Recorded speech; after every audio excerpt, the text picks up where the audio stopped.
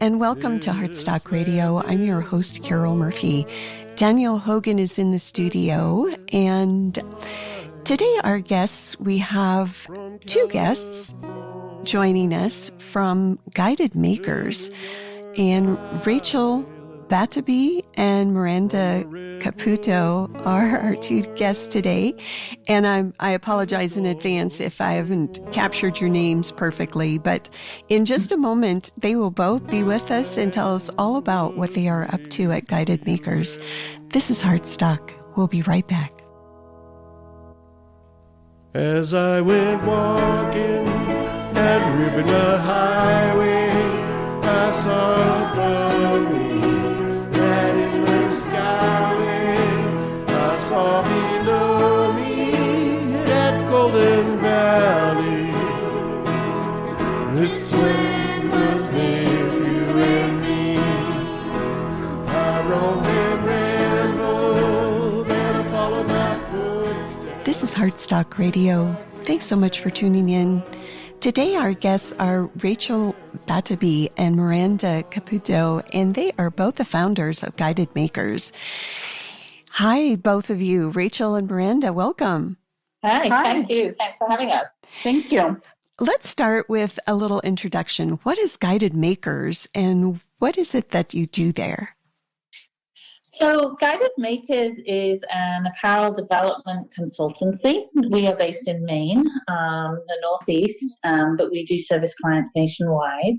And we focus on product development, the end-to-end process for a wide range of clients, whether they be small startup through to large enterprise clients.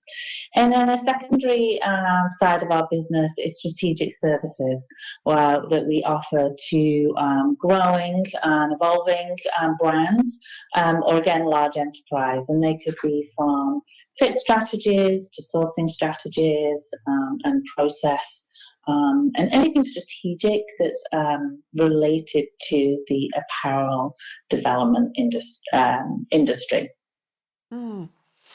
And why Maine? I have to say that I sense a little accent. Are you both from? It sounds like you're from the United Kingdom. Are you both from the United States? Or let's talk about where you guys came from and how you got together as a team. Sure. So this is Myranda. I'm actually from the Pennsylvania, north of Philadelphia. Took a long way around to Maine, worked in Philadelphia for a while, and then worked in North Carolina and Pittsburgh, Pennsylvania, and then came up to Maine to work for LL Bean for a little bit, and then decided to go out and launch on my own.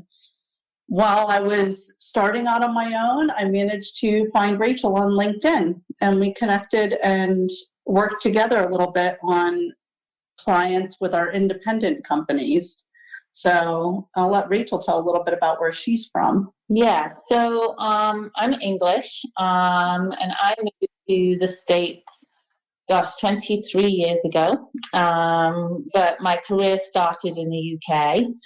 I'm working for some known brands over there, most notably Marks & Spencer, and moved to the US. And I've always been in New England, so New Hampshire and then up into Maine. So I've worked for brands like Timberland and then up to LL Bean here in Maine. So that's how I've landed. And once I decided to kind of go it on my own, leaving LL Bean, we opted as a family to stay in Maine, and also really to keep skills in Maine. I realized that the state lacked a lot of the skills in what we bring as Guided Makers, and it's great to be able to keep them here and develop them here. So you both worked at LL Bean, is that right? Yes. Yeah. Okay. So is that where you kind of initially met, or kind of share with us that story? It sounds like maybe you worked there at different times. We did work there at different times. Actually, right as I was starting at LL Bean, Rachel was leaving the company to pursue other goals. And, while I was there, we didn't cross paths at all. It was kind of amazing. But as I went out on my own, I spent a lot of time trying to network with individuals on LinkedIn and was looking for people who specialized in sourcing and factory placement, fabric sourcing, and things of the like that I was not able to offer those services to my clients. And Rachel and I connected on LinkedIn and realized that we lived only about 10 to 15 minutes away from each other. What a small world, huh? Yeah, yeah, and likewise, it was in my business as an independent consultant. I always needed, when I was working with my clients, technical services, which is what Myranda offers. So, as a partnership, we had complementary services and offer, skills that come together really nicely. So let's talk about what you did before you founded Guided Makers a little bit more. In addition to working at LL Bean, what were your educational backgrounds and how did that impact your journey as founders? So I actually started in apparel as a child, learning how to sew in 4-H, which impacted my goals for college. So decided to go to college for... And this is Myranda, right? Yes, this is Myranda. So I decided to go to college for fashion apparel management with a design concentration because I found out the design concentration at Philadelphia College Textiles and Science focused on the technical aspects of apparel, which I had already enjoyed. All the construction aspects, understanding the pattern making piece versus, drafting and designing and creating. It was very mathematically focused, and understanding how to make a 2D object into something three-dimensional really fascinated me. So I pursued that area of apparel development.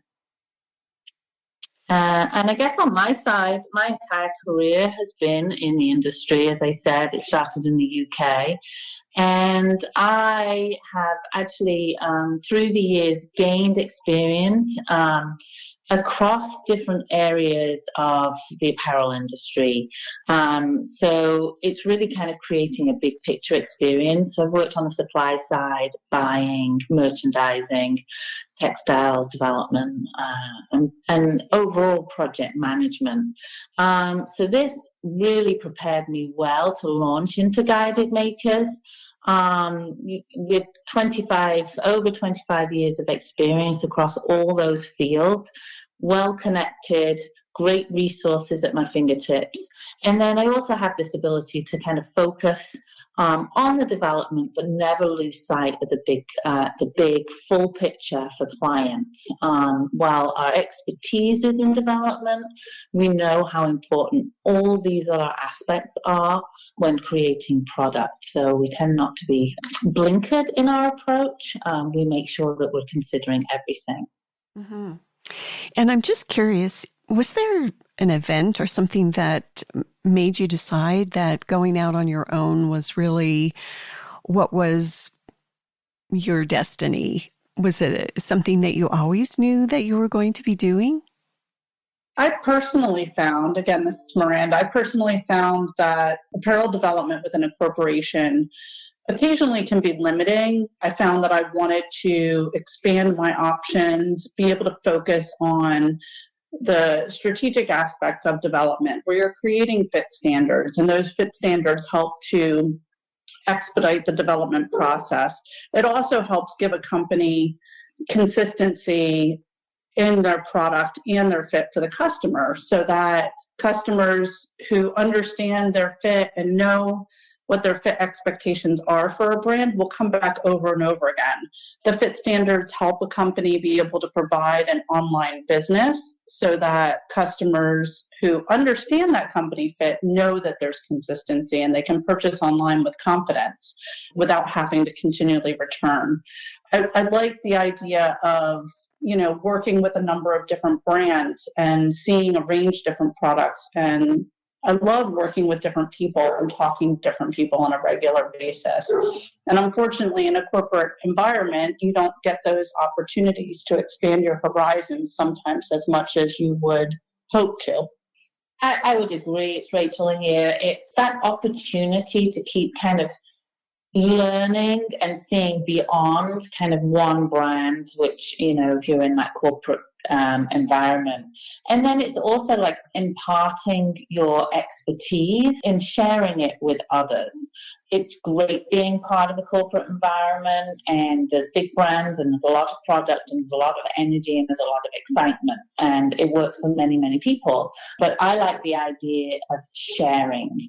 I had a lot of people asking me for advice, and I realized that I was like, I have so much experience that it's great to be able to impart it and see somebody else grow or leverage it versus just staying kind of in one place. So yeah, I really like that element of it, and that was what was driving me to kind of set up independently and go it alone.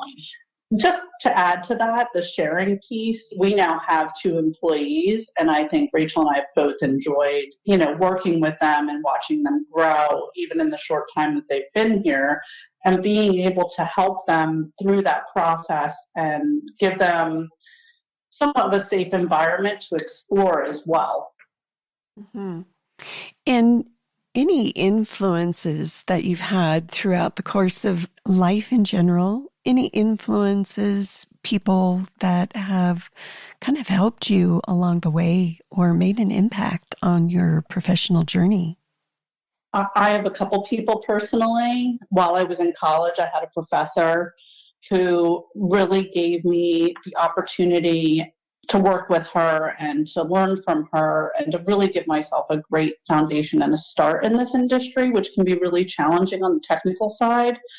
And then having good friends who really supported me here in Maine, being from away, to launch my own business and go out on my own and encourage me to do it.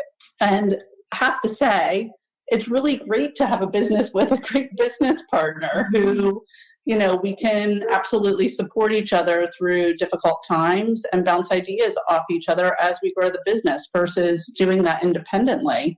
It makes a huge difference.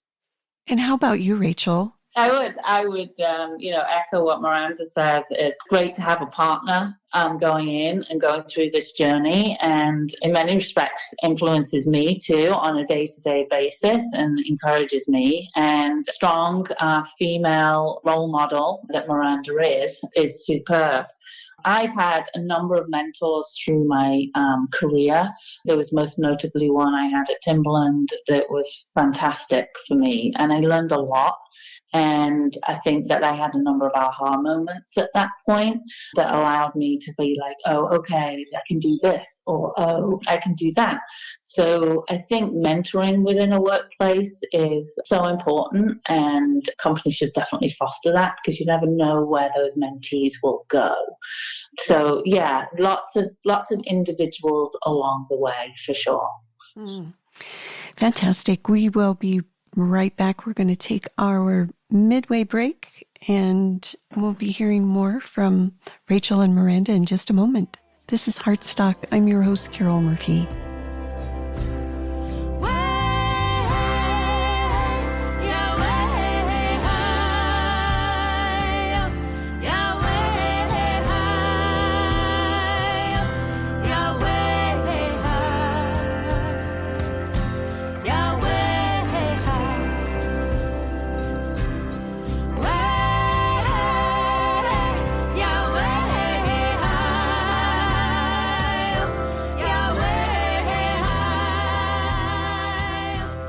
Welcome back. This is Heartstock Radio. I'm your host, Carol Murphy.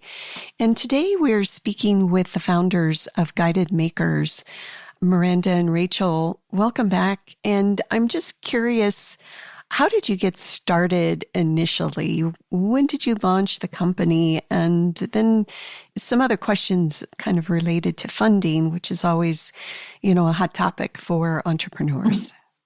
Right. So it's Rachel here. I can explain a little bit of how we got started.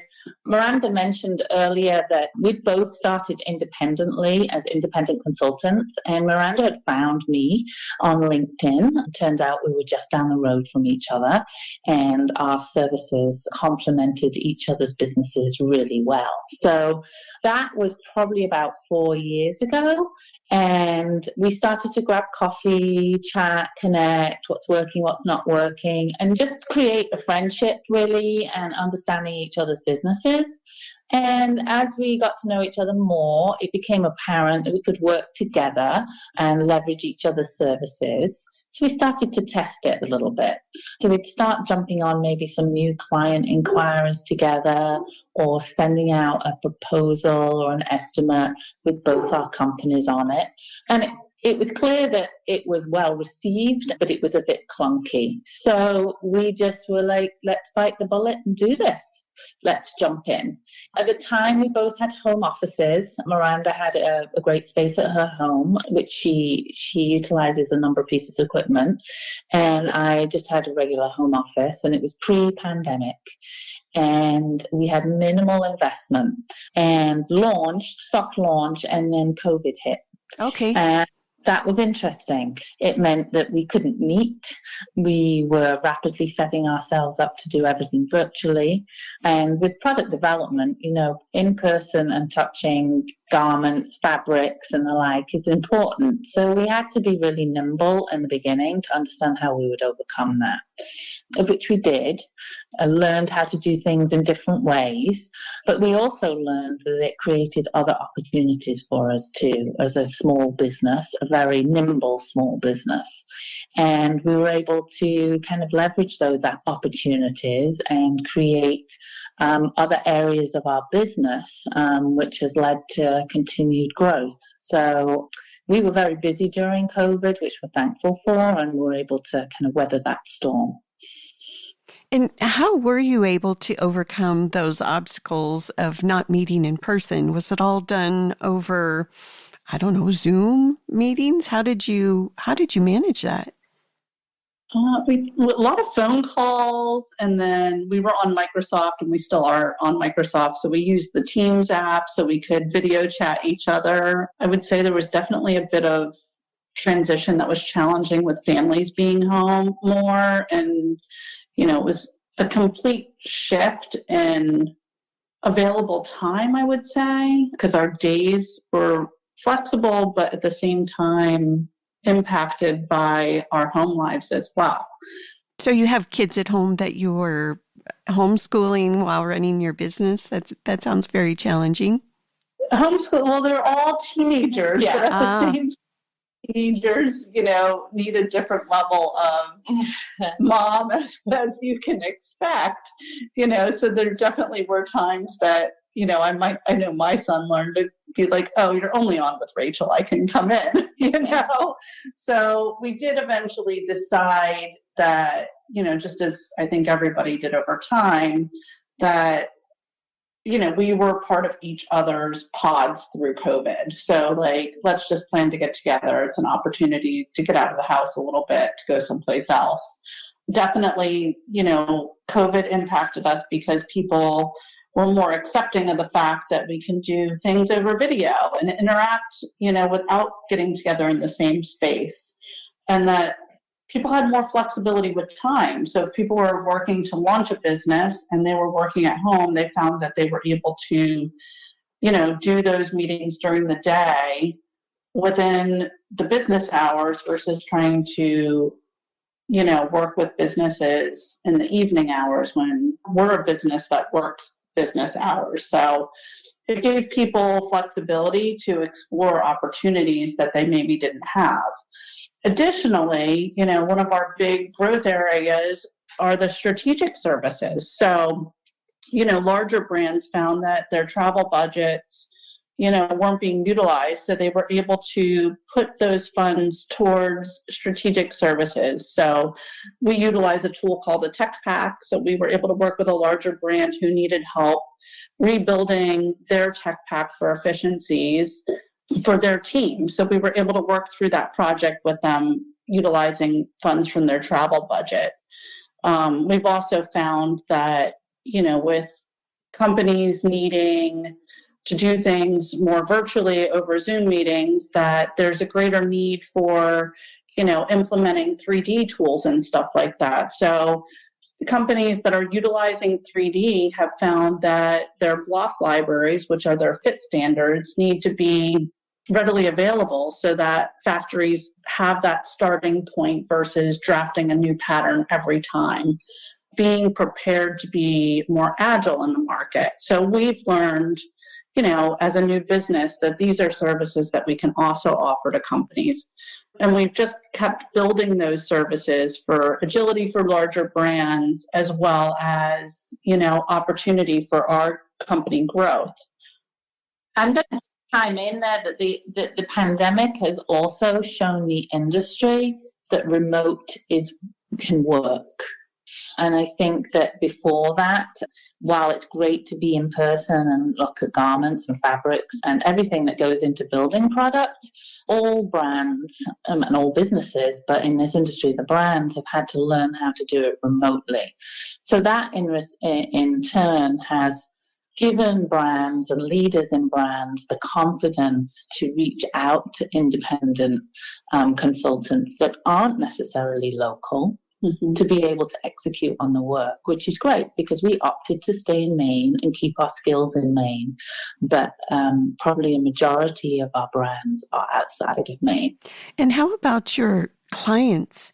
Who are they? And can you share any success stories with us about, I guess, reshoring and folks who are just, I would think that the pandemic did a lot to increase the number of folks who are wanting to make things in the United States, or at least have part of that aspect of their business in the U.S. Yeah, so I probably won't name brands because we are under NDAs for a large number of them. Sure. But we do work with startups who from as small as like starting a brand and only buying 20 units, right? Maybe there's a sustainable focus, to multi-billion-dollar enterprises within the industry. So we kind of run the gamut there in size of brand, size of project, and size of business. Success stories with a focus on nearshoring. We haven't had actually any brands ask us to come back to domestic, but we do start a lot of brands with domestic because of obviously, the lack of desire to go offshore. It's become incredibly expensive from a number of angles, from either cost and shipping, and it's very, very timely. So it's definitely not, offshore is not necessarily a path that everybody wants to go down right now. But we do work with a network of domestic vendors, which we work really closely with, and our factory partners. They've come to regard us very highly in respect to our work and our quality of our work, and also how we manage kind of the end-to-end process. They are very appreciative of that. So we do work with a large number of vendors domestically, coast to coast. So that's been really great. We have great relationships there. Mm-hmm. And we've got maybe about just under 4 minutes left here, but I'm hoping that we can kind of touch upon your process and how that might set you apart. You're very quality focused. So have you tweaked your process, or do you have a special process? I think we do have a special process. We definitely require people who are coming to us for services to have a business plan. We find that's important for many reasons, as far as making sure that they have a unique selling proposition, all the way through to knowing that they have a plan to market. We don't consult necessarily in those areas, but if they need help with their business plan, we do have resources that we can send them to. But once that they're onboarded and we know that they're prepared in those areas, we really do strive to work with them so that they have an impact in their fit. We want to make sure that their model that they're using and the direction for their fit meets their brand needs and is what that they would want that fit to be. We also take all those aspects and work through them with them on their construction so that the construction is a quality construction, but that it's also manufacturable so that they're not pie in the sky with their development, wanting to utilize fabrics that maybe don't lend themselves to the construction that they may want to do, or even for their end use. I'm going to hand over to Rachel to talk more about the sourcing strategies and fabric piece of it. Yeah, so Miranda's right. We won't allow small clients, startups, to go into development without a business plan. So that's really about making sure we're being responsible, because it's a very expensive industry to get into. And we want to make sure that they are ready financially as well. So there's a level of responsibility there. And Miranda's detailed, like around fit, for example, like how we'll work with them to make sure that they're targeted. We do that too. We make sure, I mentioned it earlier, about this big picture approach. So who is that customer? How much do they want to invest? Where are they selling it? We're making sure that that's flushed out so that we can do the most focused and targeted development for them. Now, this takes a bit of time, so we're very clear that we're not a fast fashion house to turn their ideas quickly for them. There's a balance. We don't prolong it, but at the same time, we're not about moving product through. We care about the brand's success, the individual's success, their investment, and then also making sure that we're putting out the right product and it has opportunity to kind of be successful and be sold. So yeah, a very considered approach, but one that all clients so far have really appreciated. They really own it. And how might our listeners find you if they want to continue with the conversation? So we have a website, guidedmakers.com. So they can reach out there. We have a contact form that anyone can fill out, and it will come through to ours, and they'll get to have an introductory 30-minute call with us, which is free of charge, and we can talk about their project. We can also be found on LinkedIn if you would like to search us, and we could be direct message there, myself or Myranda. Yep, and I'd add that we can also be followed on Facebook and Instagram too. So pretty active on social media, and excited to work with different people on their projects. Rachel and Myranda of Guided Makers, thank you so much for being on Heartstock and sharing your story. It's been a lot of fun. Thank you. Thank you. Thank you, Carol. It's been a pleasure. Mm-hmm. And as always, we shall see you next week. Peace. This is Heartstock. This land was made for you and me.